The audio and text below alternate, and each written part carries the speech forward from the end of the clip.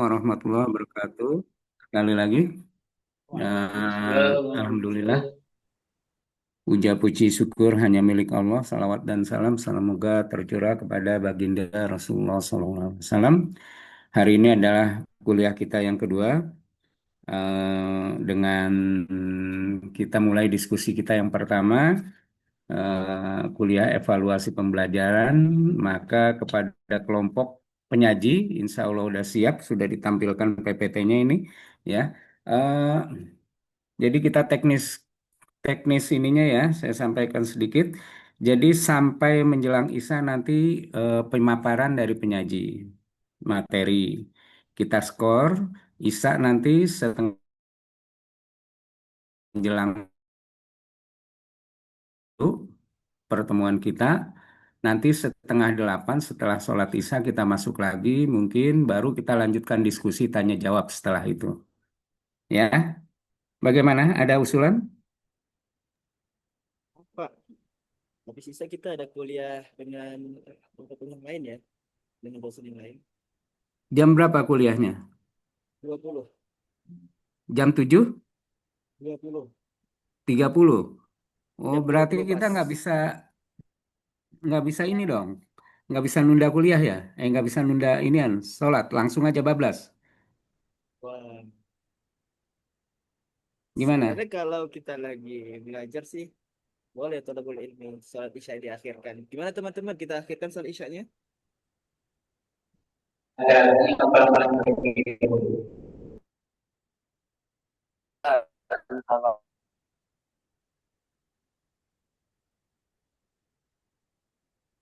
Kif, kif ya asdiqai ajibu. Ya, silakan untuk penyaji dibuka, nanti disepakati aja bagaimana ya. Untuk Baik. materi pertama, silahkan dibuka, dipaparkan materinya. Ya, kemudian kita bisa langsung tanya jawab atau kita bisa tunda dulu atau bagaimana. Ya, terserah.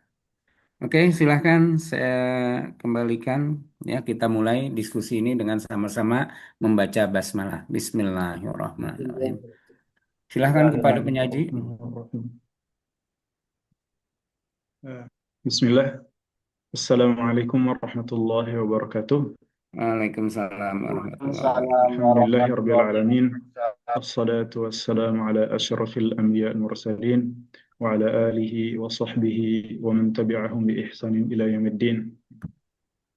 Alhamdulillah, segala puji bagi Allah Subhanahu wa taala yang telah memberikan kita nikmat dan kesempatan untuk belajar, ya. Dan salat serta salam kita curahkan pada Nabi kita, Nabi Muhammad sallallahu alaihi wasallam. Baik, untuk mempersingkat waktu, ya, eh, saya perwakilan dari kelompok satu di mata kuliah evaluasi pembelajaran. Insyaallah saya akan membawakan, atau kami akan membawakan makalah yang berjudul pengantar evaluasi pembelajaran. Baik, untuk mempersingkat waktu, eh, saya persilahkan untuk kepada saudara Ibnu Abi untuk membacakan atau memaparkan materinya. Pada saudara Ibnu Abi dipersilakan. Baik, teman-teman sekalian, Bentar, Sat. Layarnya sebelum belum ada ya? Ya, di-share dulu. Layarnya belum di-share, Sat. Layarnya belum di-share, ya. Seperti yang tadi Anda bilang ya, Sat. Perasaan tadi udah Ya, tadi keluar lagi dia. Coba. keluar lagi.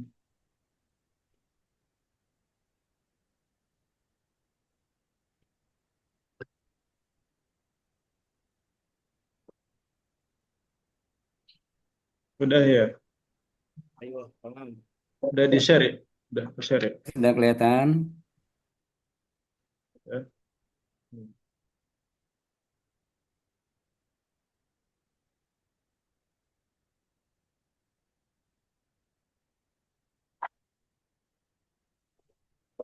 Baik, pada saudara Ibnu Abi dipersilahkan untuk mempresentasikan. baik teman-teman sekalian, eh, sebelum kami memaparkan makalah kami yang berjudul pengantar evaluasi pembelajaran, jadi saya akan menjelaskan pengertian pendidikan. Jadi teman-teman sekalian, pendidikan adalah usaha sadar untuk mengembangkan potensi peserta didik, dan tujuannya adalah agar pendidikan tersebut tercapai, dan diperlukan kegiatan evaluasi sebagai bentuk pengukuran, penilaian, dan refleksi terhadap proses pembelajaran. Tanpa adanya evaluasi, teman-teman sekalian, guru maupun lembaga pendidikan tidak akan dapat mengetahui sejauh mana keberhasilan pembelajaran tersebut. Jadi, perlu kita ketahui bersama bahwasanya evaluasi di dalam sebuah pendidikan itu sangat diperlukan. Namun, sering terjadi penggunaan istilah penilaian, evaluasi, dan asesmen secara tumpang tindih. Padahal, setiap istilah memiliki makna, lingkup, dan tujuan yang berbeda. Pemahaman yang benar akan membantu pendidik dalam menyusun strategi pembelajaran dan yang efektif. Kemudian,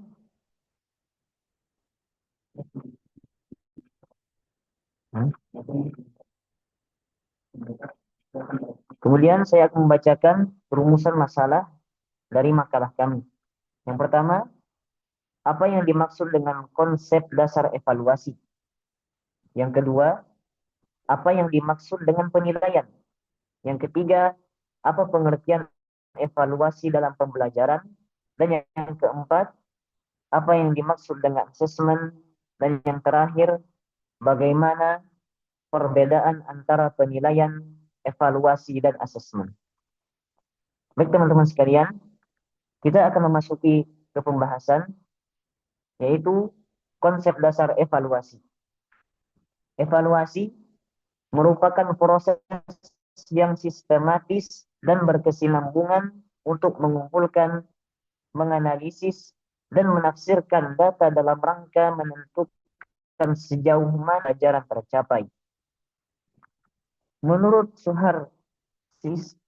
Suharsini Arikunto, evaluasi tidak hanya menilai hasil akhir, tetapi juga menilai seluruh aspek pembelajaran, mulai dari input, siswa, kurikulum, guru, ataupun proses, strategi, pembelajaran, hingga output atau hasil belajar.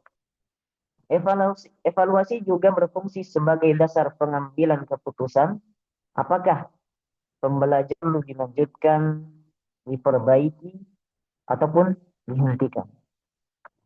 Kemudian yang kedua, penilaian. Penilaian adalah proses mengukur. Penilaian adalah proses mengukur tingkat pencapaian hasil belajar siswa dengan instrumen tertentu. Penilaian lebih sempit cakupannya dibanding evaluasi dikarenakan hanya berfokus pada prestasi individu. Ya, maaf. Ininya layarnya bisa nggak digerakkan PPT-nya? Nah, sambil gitu kedua, sip.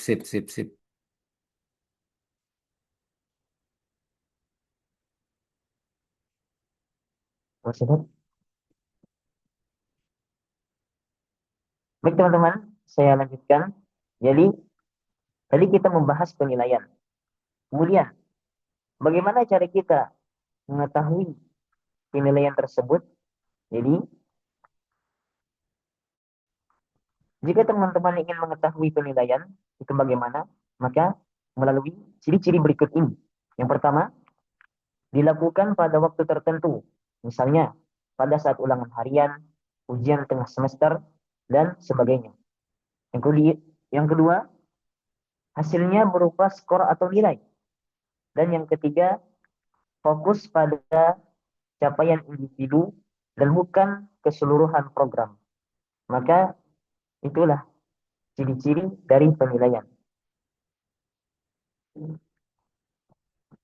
Kemudian contoh yang lain, guru memberikan tes matematika untuk mengetahui sejauh mana siswa memahami materi pecahan. Dan itu merupakan contoh dari penilaian yang terkadang dilakukan di sekolah dan di kampus dan sebagainya. Kemudian evaluasi memiliki lingkup lebih luas dibanding penilaian. Dan evaluasi mencakup pengukuran, penilaian, serta interpretasi hasil belajar untuk mengetahui efektivitas keseluruhan program pembelajaran. Ari Kunto menjelaskan bahwa evaluasi digunakan untuk yang pertama, mengukur efektivitas metode dan strategi pembelajaran. Dan yang kedua, menilai kesesuaian materi dengan tujuan pendidikan. Dan yang ketiga, mengambil keputusan terkait kelulusan, promosi kelas, dan perbaikan kurikulum. Contohnya, kepala sekolah mengevaluasi hasil ujian akhir semester untuk melihat efektivitas kurikulum dan metode guru. Selanjutnya, asesmen. Asesmen adalah proses berkelanjutan dalam mengumpulkan informasi tentang perkembangan belajar siswa dan berbeda dengan penilaian yang bersifat kuantitatif. Asesmen seringkali kualitatif dan bersifat formatif. Menurut Brown, asesmen dapat berbentuk formal maupun informal. Adapun yang berbentuk formal, contohnya tes, ujian, ataupun kuis. Adapun yang berbentuk informal, contohnya observasi kelas, portofolio, wawancara, jurnal belajar. Tujuan asesmen adalah memberikan umpan balik agar siswa mengetahui kelebihan dan kekurangannya sehingga dapat memperbaiki proses belajar.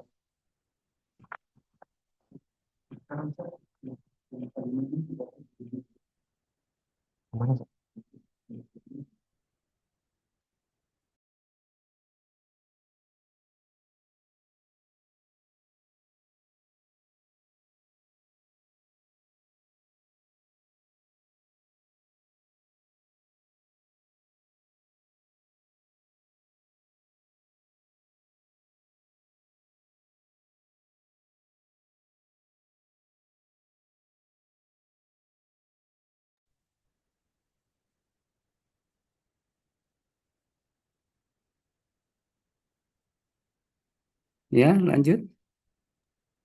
Suaranya set, suaranya nggak ada. Suaranya nggak ada ya? Dia. Pak, mohon maaf sebentar Pak, ada gangguan jaringan. Oh gitu. Untuk selanjutnya ini nggak apa-apa, biar saya aja yang lanjutkan. Oh gitu. Silakan, silakan. Ya. Ini masih ke-share ya? Soalnya tadi Zoom saya keluar gitu Pak. Slide-nya nggak ada, Ustaz. Coba dimasukkan lagi, Ustaz. Oh ya, Di baik, share lagi. syukron. Oke, iya. Ya, soalnya tadi Zoom-nya keluar Pak. Oh iya, iya, iya. Ya, silakan masuk lagi aja.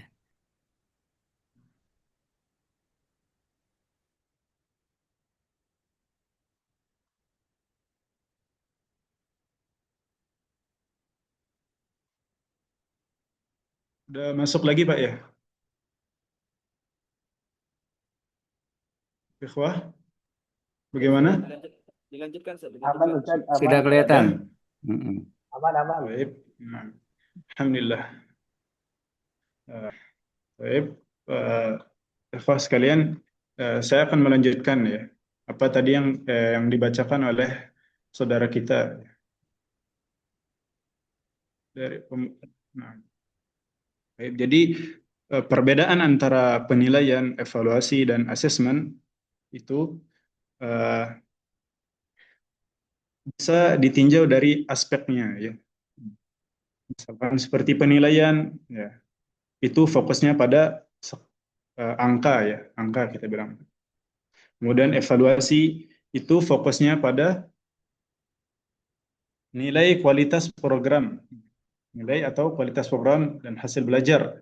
Adapun asesmen fokusnya pada proses pengumpulan informasi belajar. Itu dia. Kemudian adapun sifatnya ya, misalkan penilaian sifatnya itu kuantitatif atau hasil belajar yang diukur dengan angka.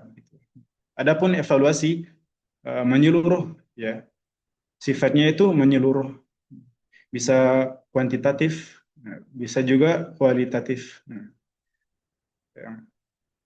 Adapun asesmen bersifat prosesual, diagnostik, nah, kemudian bersifat formatif. Nah, adapun jika kita tinjau dari tujuan ya, tujuan penilaian itu mengetahui pencapaian hasil dari peserta didik. Kemudian tujuan dari evaluasi adalah menentukan efektivitas dan keputusan apakah eh, programnya akan berlanjut atau tidak begitu. Nah, kemudian tujuan dari asesmen adalah mendukung perkembangan dan perbaikan belajar. Adapun contoh-contohnya adalah misalkan penilaian yang disebutkan tadi adalah angka ya, misalkan skor ujiannya 80 misalkan. Adapun evaluasi penilaian yang bermetode pembelajaran efektif atau tidak, menilai metode pembelajaran apa itu entah itu efektif atau tidak. Kemudian contoh dari asesmen adalah uh, observasi, penilaian dengan cara mengamati langsung sikap, perilaku, atau kegiatan siswa. Kemudian portofolio, ya, kumpulan hasil kerja siswa yang dikumpulkan dari waktu ke waktu. Nah, kemudian bisa juga dengan tes wawancara. Nah, baiklah, ikhwah sekalian, eh, akhirnya kita masuk eh, ke kesimpulan dan saran ya, penutup. Nah, evaluasi pembelajaran adalah proses penting penilaian fokus pada hasil individu, evaluasi pada efektivitas keseluruhan, dan asesmen pada proses belajar berkelanjutan.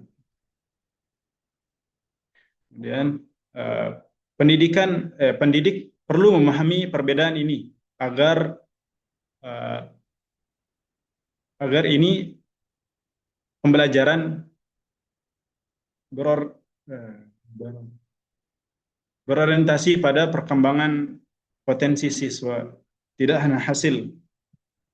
Baik, eh, saudaraku sekalian, alhamdulillah kita sudah selesai dari eh, pembahasan makalah kita kali ini. Mungkin kita buka sesi tanya jawab atau bagaimana, Pak? Karena sudah masuk waktu salat.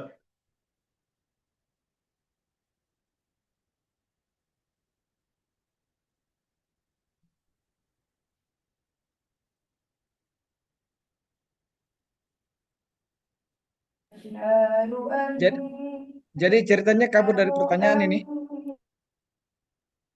Untuk,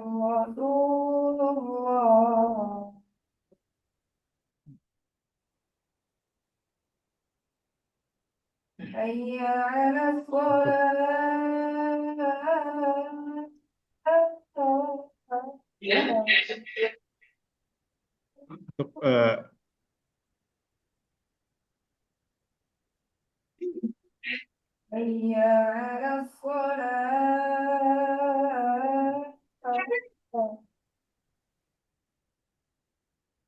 Ya, gimana? Kita skor aja. Nanti kita masuk 7:30 sebentar. Halo? bagi ya Pak, bagaimana baiknya aja Pak? Jadi kayak ini kan lagi azan, nanti setelah azan kita mulai lagi pas sebentar. Ya, kita tunggu azan dulu deh ya. Masih azan ini. Ya, Di ya tempat Pak. saya azan terdengar.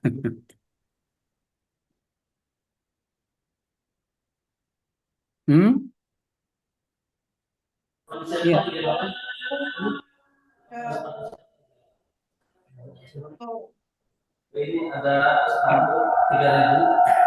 Ada apa yang harus? Hmm.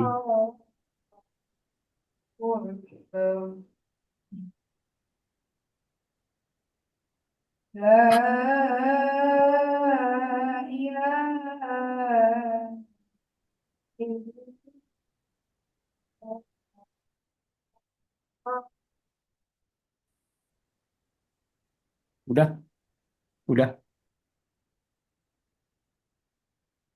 Udah Pak, alhamdulillah.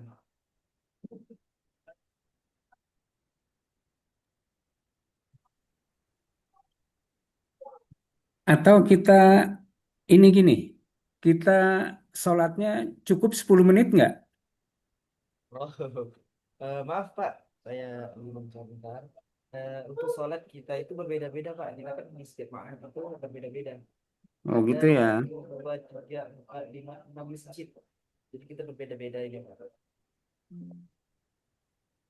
Yang di dalam sedang semuanya berdiri sholat sunnah. Nggak ada lagi yang bersunnah. Kita buka sesi tanya jawab Raga aja Pak. mau dengar Berapa menit ke depan? bisik-bisik. 10 menit. 10 menit atau 20 menit. 15 lepas Satu, lagi. dua, tiga. Nah, jadi gimana di Badar apakah kita sholat Ustaz? Selalu syuruk. Menurut selesai azan. Oke. Iya, Kif, antum taftah al-majal di yang di bisa Asia, agak. Kif? Naam, insyaallah naftah. Nah, di soal, Ustaz. Allah kita ada sesi tanya jawab ikhwah. Pertanyaannya yang sopan-sopan ya.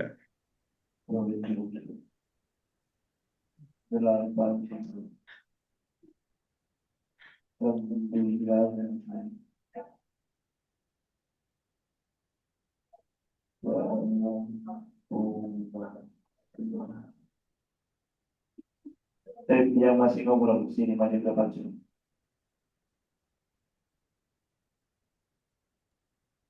Itu suaranya kedengaran suara apa tuh?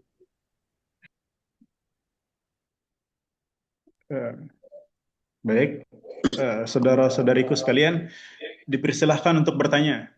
Nanti kalau nggak ada yang nanya, ini majelisnya ditutup ini. Bisa dihitung mundur dari sekarang ya.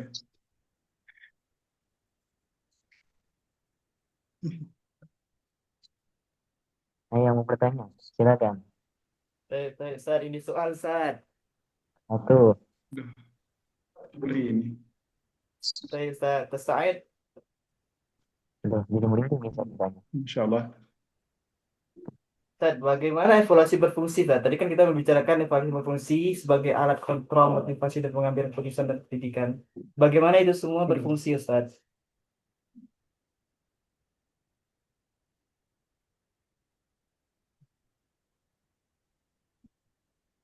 Baik.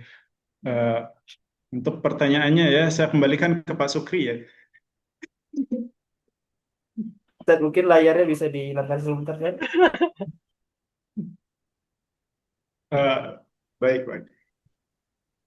Di-stopkan dulu layarnya. Astagfirullah, Doni. Ustaz Doni, Kif, Ustaz Doni. Baik. Astagfirullah, astagfirullah. Patut diberi niat Coba nih. ditampilkan pertanyaan. tentang fungsi evaluasi tadi. Iya, ya. Fungsi.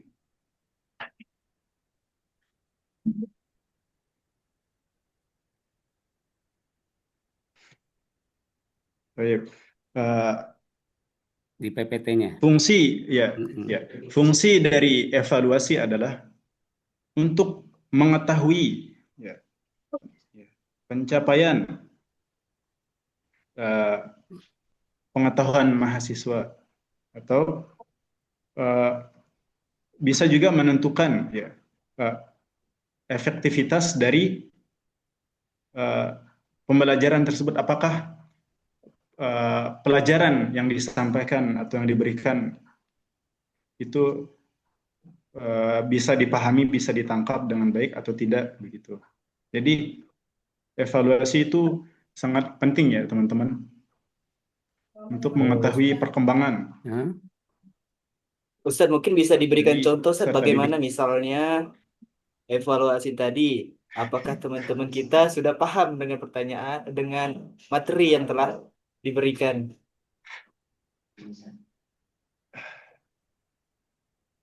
ah, nah, sekarang saya tanya balik, apakah Anda paham dari apa yang saya sampaikan? Enggak paham. Hah? Jadi Biasa begitu.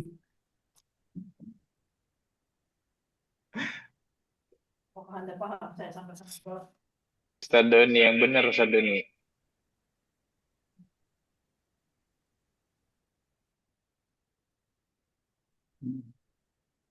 aduh, saya bingung ini. Baik, Pak, pertanyaannya saya kembalikan ke Bapak aja gitu. Karena saya tidak bisa menjawab dan teman-teman saya tidak bisa membantu saya. Baik. Tadi jadi pengertian dulu begini ya. Mungkin secara cepat kali ya. Jadi Ya. benar yang disajikan oleh pemakalah, evaluasi itu menjadi mencakup keseluruhan dari apa pengukuran dan penilaian. Jadi begini. Yang belum berdoa, angkat tangan yang berdoa. Yang udah berdoa, mohon ya. Yang nggak mau Jadi berdoa, begini ya. Sangat sulit sekali untuk mengukur apa yang ada di dalam kepala seseorang. Iya kan? Nah, ini kaitan dengan evaluasi pembelajaran. Jadi sangat sulit untuk mengukur apa yang ada di dalam kepala seseorang, pengetahuan seseorang. Nah, evaluasi ini kaitannya dengan evaluasi pembelajaran. Kalau mengukur tinggi badan, itu mudah.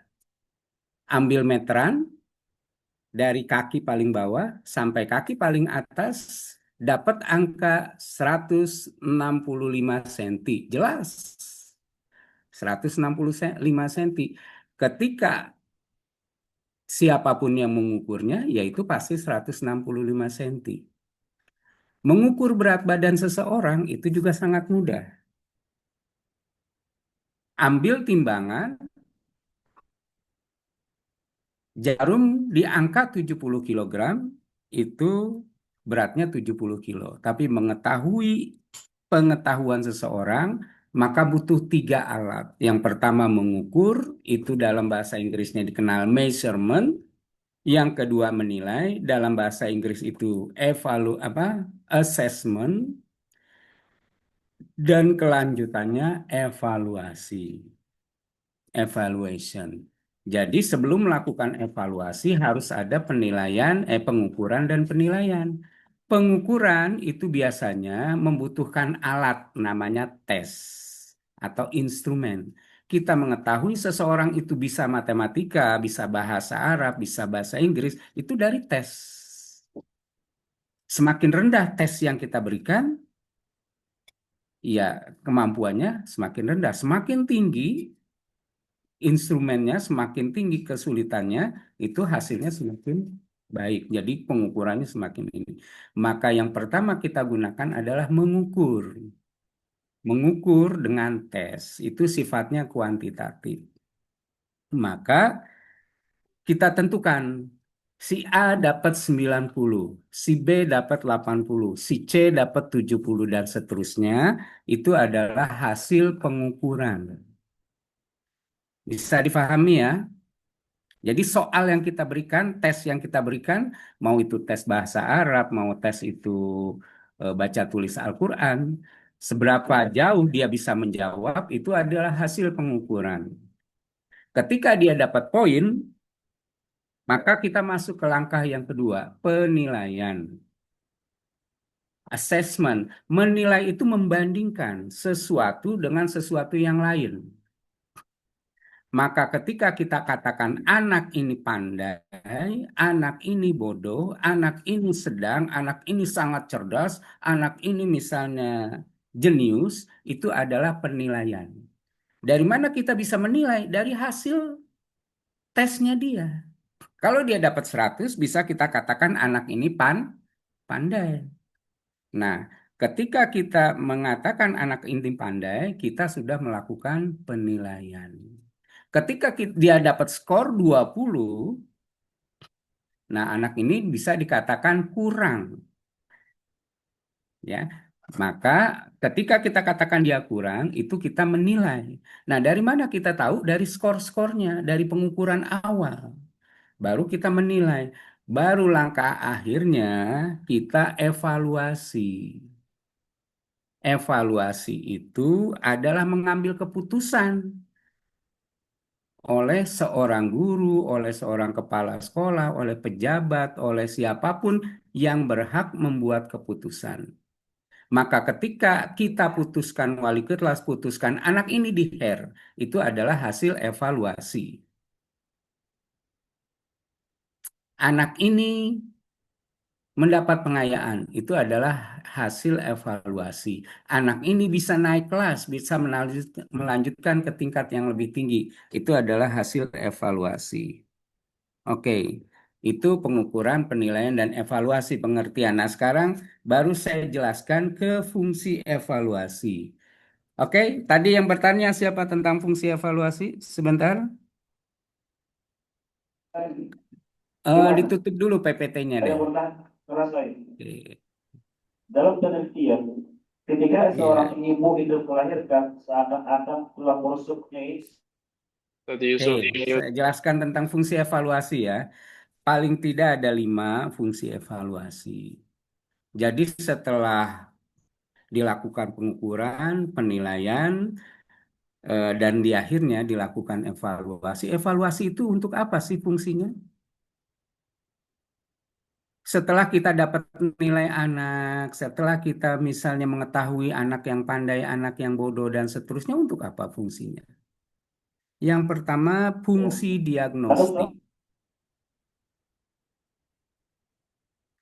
Fungsi diagnostik artinya apa? Evaluasi itu untuk mengetahui kelemahan, kelebihan, kekurangan siswa.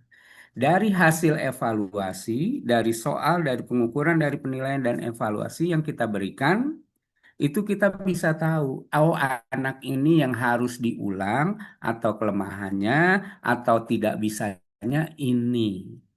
Pada mata pelajaran misalnya kiroah, dia kurang dalam misalnya apa. Dalam pelajaran fikih dia kurang paham di mana. Dalam pelajaran akidah akhlak dia kurang pahamnya di mana. Dan seterusnya. Itu salah satunya adalah fungsi diagnostik. Sama kayak dokter lah. Di check up dulu. Nah, maka setelah dievaluasi, nah salah satunya adalah tes penempatan. Dievaluasi dulu, maka oh ini dia nanti masuknya di kelas ini, di kelas ini. Untuk memperbaiki keadaan siswa. Yang kedua adalah fungsi selektif. Ini untuk menempatkan siswa, membedakan antara siswa yang kurang, yang sedang, atau yang sudah menguasai. Fungsi selektif. Yang ketiga, fungsi prediktif. Tes si penmaru atau tes kelulusan, tes penerimaan mahasiswa baru itu adalah salah satu fungsi tesnya adalah fungsi selektif. Diharapkan siswa yang mendapat nilai 85 ke atas itu mampu mengikuti perkuliahan, mampu diterima kedokteran, mampu diterima pelajaran fisika di jurusan fisika. Nah, siswa yang mempunyai misalnya dasar language-nya Arabic maupun bahasa Inggrisnya bagus, itu ada fungsi seleksi atau fungsi prediktif. Jadi kalau mau tes kuliah ke Madinah, atau kuliah ke Timur Tengah, itu kan yang harus dites bahasa Arabnya. Karena apa? Ya dia bisa nanti nggak nanti dia berbahasa di sana, bisa nggak mengikuti kuliah di sana, gitu ya. Nah, itu fungsi selektif, prediktif. Jadi anak ini mahasiswa ini bisa nggak diterima atau kalau diterima bisa nggak mengikuti perkuliahan. Makanya dites dulu, ya dievaluasi fungsi formatif. Ya, ini untuk mengetahui keadaan kemajuan siswa sehari-hari. Dan yang terakhir, fungsi sumatif. Jadi, untuk tes akhir jangka panjang, kemampuannya satu semester itu seberapa besar. Itu ya. Oke, ada pertanyaan lain? Dari aku atau Pak dari Ahmad? Dari Suka gangguin menterinya. orang. Kabur. Ada Pak, ada. Masih ada pertanyaan lain Pak. Silakan dijawab, Oke. Ustaz Doni. Eh, Anak saya Kira-kira gitu bacakan ya, ya Pak Antum. soalnya Pak. Jangan Bagaimana biasa perkembangan kasih tahu aja tuh, pendidikan di misalkan Indonesia berdasarkan hasil kita evaluasi sering kasih dan tahu jika misalkan menurun? seseorang Apa itu, solusi karena yang tepat kebanyakan yang untuk Ustadz meningkatkan kualitas hubungi guru itu maupun kebanyakan siswa agar ibu-ibu. pendidikan di Karena Indonesia dari semakin bapak-bapak itu berkembang? emang jarang banget. Ini Kebanyakan saya ibu-ibu. jawabnya Bu, politis atau Afwan, apa ini?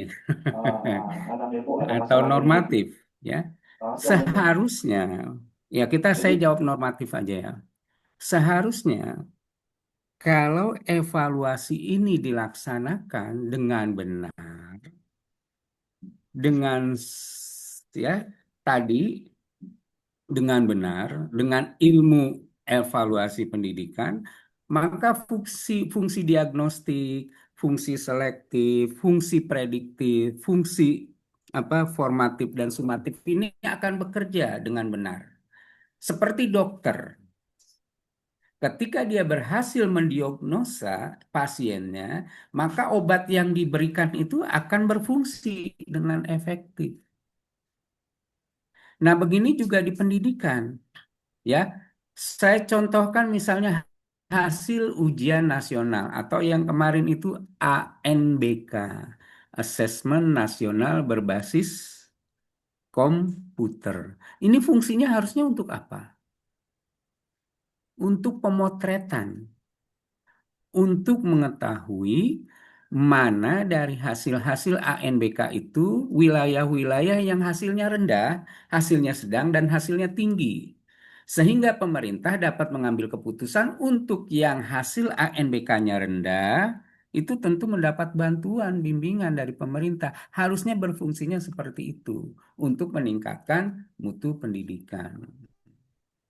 Nah, untuk sekolah-sekolah yang sudah maju, ini harus dikawal. Sekolah yang ANBK-nya tertinggal, ini harus dapat bantuan. Guru yang berkualitas, dana, dan seterusnya. Itu normatifnya. Itu ya, harusnya bisa berfungsi itu. Tapi di Indonesia kan masih, ya kalau saya katakan, masih belum mapan kebijakan ya pendidikannya, bahkan bukan ke pendidikannya. Saat ini juga malah semakin ya itulah ya. Jadi kita mengharapkan pemimpin yang langsung tadi. Makin bobrok, Pak.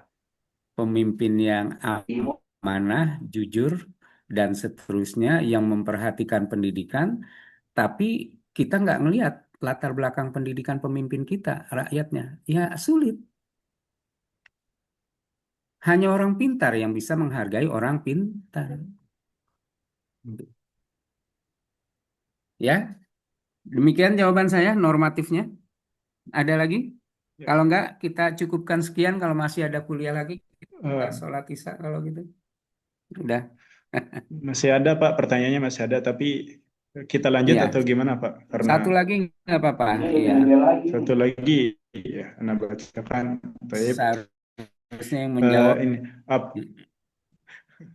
apakah cukup apabila evaluasi hanya berfokus pada penilaian akhir tanpa melihat proses belajar? Oh, ya, pertanyaan yang bagus. Dalam evaluasi ada yang namanya penilaian saintifik. Ada yang namanya penilaian saintifik. Penilaian saintifik itu penilaian yang dilakukan sejak siswa belajar sampai akhir. Jadi ada tiga ranah penilaian itu. kognitif, kemampuan, afektif, sikap, dan motorik, gerak. Kebanyakan guru itu berfokus pada kognitif. Afektifnya, sikapnya, moralnya tidak dinilai. Tapi kalau sekarang tidak. Penilaian kurikulum berbasis kompetensi atau kurikulum 13 itu menilai siswa itu keseluruhan berkesinambungan dari awal sampai akhir. Maka ada penilaian proses salah satunya. Jadi bukan hanya sekedar dilihat hasil akhir, prosesnya bagaimana. Ada juga penilaian afektif, sikapnya bagaimana. Boleh jadi dia kalau pelajaran akidah akhlak kan relatif hafalan. Untuk beberapa anak yang memang apa hafalannya bagus, bisa saja dia dapat mendapat nilai 95. Tapi afektifnya juga harus diperhatikan. Sikapnya terhadap guru, apakah dia moralnya seperti apa anak ini, apa solidaritasnya terhadap teman bagaimana dan seterusnya, itu juga harus diperhatikan. Jadi penilaian menyeluruh. Dan terakhir misalnya berwudu, ya kalau fikih, ya anak mungkin boleh saja paham rukun wudu, syarat sah wudu dan seterusnya di luar kepala. Tapi prakteknya gimana? Bisa atau enggak? Itu motorik.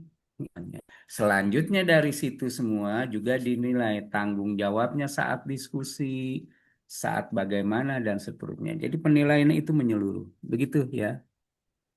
Ya, Pak. Mungkin kita cukupkan ya, Pak ya, Oke, oke. karena Nanti sudah tolong didiskusikan lagi. Saya kok merasa ini ya. Kalau seharusnya kita kuliah itu jam berapa? eh, seharusnya kita Jam siang tadi, Pak, Iya, habis jam Jumat. Satu jam tiga satu puluh. tiga puluh. Ya, Kalau dijadikan ba'da asar gimana? Boleh, Pak. Boleh ya. Semuanya Ba'da untuk asar itu jam tidak 4 ya. Saya udah pulang Kita dari buat UIN. Nah, iya. kita sampai bedakan sampai jam inilah 12, 1,5 jam. Ini bukan hanya sekedar peraturan Iya. Pak Had, tetapi Kita peraturan kita siapa tutup majelisnya, Pak Oke, ya, Pak. iya iya kalau begitu silakan ditutup. Ya, saya selaku moderator Nanti kita ini lagi. minta maaf atas segala kekurangan saya dalam pemaparan. Saya izin undur diri. Assalamualaikum warahmatullahi wabarakatuh. Waalaikumsalam warahmatullahi Waalaikumsalam. wabarakatuh. Iya, Waalaikumsalam warahmatullahi dari wabarakatuh. reaksi, ya tepuk tangan. Nah, oke.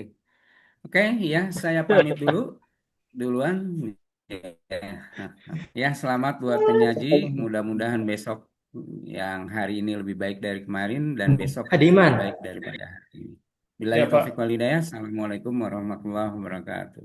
Saya izin live Waalaikumsalam duluan warahmatullahi ya. wabarakatuh. Ya, makasih banyak, Pak. Jazakallahu khair.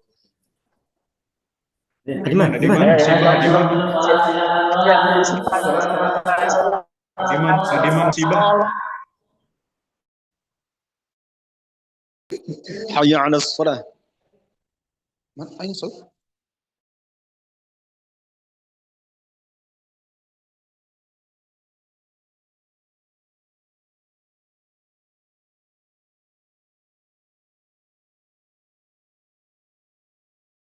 Coba seperti itu.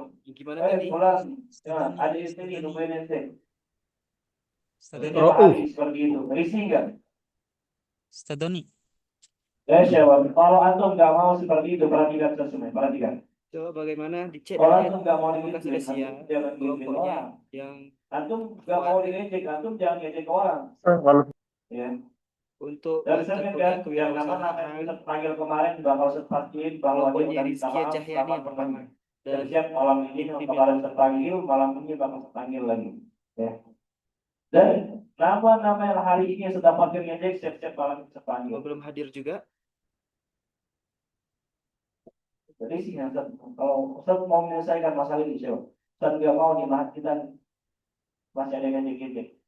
Kita harus menyelesaikan masalah ini. Soalnya kedengaran Gak ada lagi yang boleh mengejek antara antum. Ustaz kamu, ya siap. Peraturan Allah yang disebutkan dalam Al-Quran, berarti itu termasuk pelanggaran, itu dosa besar. Ya, dosa besar. Maka ketika kita mengejek teman kita, berarti kita melakukan dosa besar. Pertama, kita bersalah kepada Allah. Pertama, kita bersalah kepada Allah Subhanahu wa taala. Kedua, kita bersalah kepada manusia.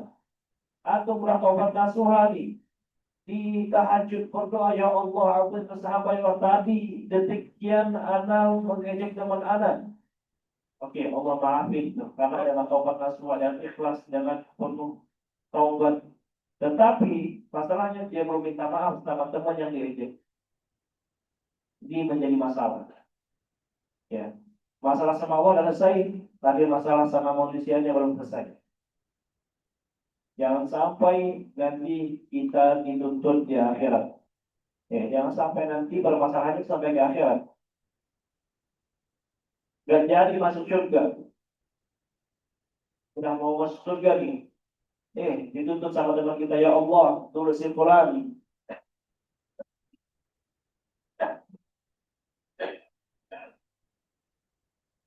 Ngejek anak di mahan. Jam sekian. Tergambar.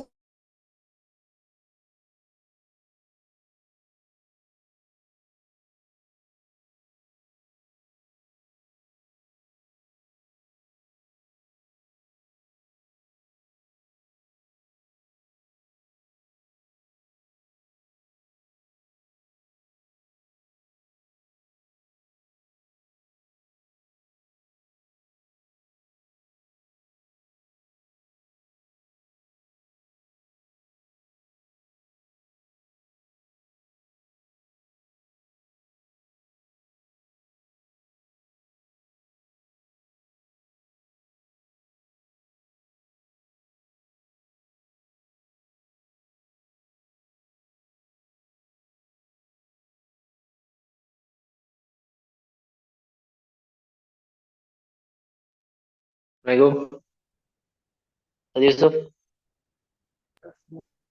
Waalaikumsalam warahmatullahi.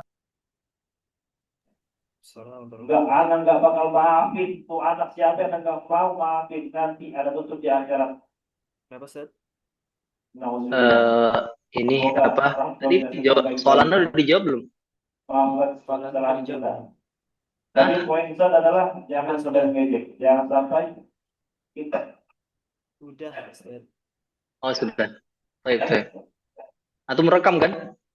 Jangan sampai kita menjadi orang yang takut di akhirat. Udah puasa, udah sholat, Jadi anak tinggal sholat soalnya. udah sedekah, udah melakukan ABG, semua amal soleh, semua kewajiban, semua sunnah-sunnah udah dilakukan. Lagi bahas Tetapi ini dari sama akhirat bangkrut karena teman-teman di akhwat permasalahannya dengan manusia. Mungkin nggak ada Maka jawaban. jangan sampai kita punya masalah dengan manusia. Berisik atau di sana? Enggak ini. Suaranya enggak jelas. Suara Yusuf. Bentar Habib itu kayaknya Masih bentar SMP itu Habib kedengaran. deh. Bentar Yusuf itu dengar sampai SMP di masjid itu. Jadi diganggu. Dan terasa juga atau semuanya nggak suka diganggu. Pasti. Maka antum jangan ganggu orang lain. Paham semuanya? Paham semuanya? Paham nggak? Apa yang saya sampaikan? Apa lagi?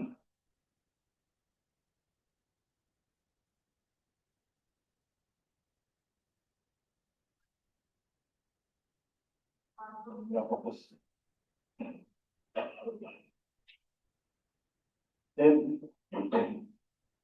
Haikal, Ali, kenapa di situ? Hanif, Ustadz Yusuf, ente di mana Ustadz Yusuf?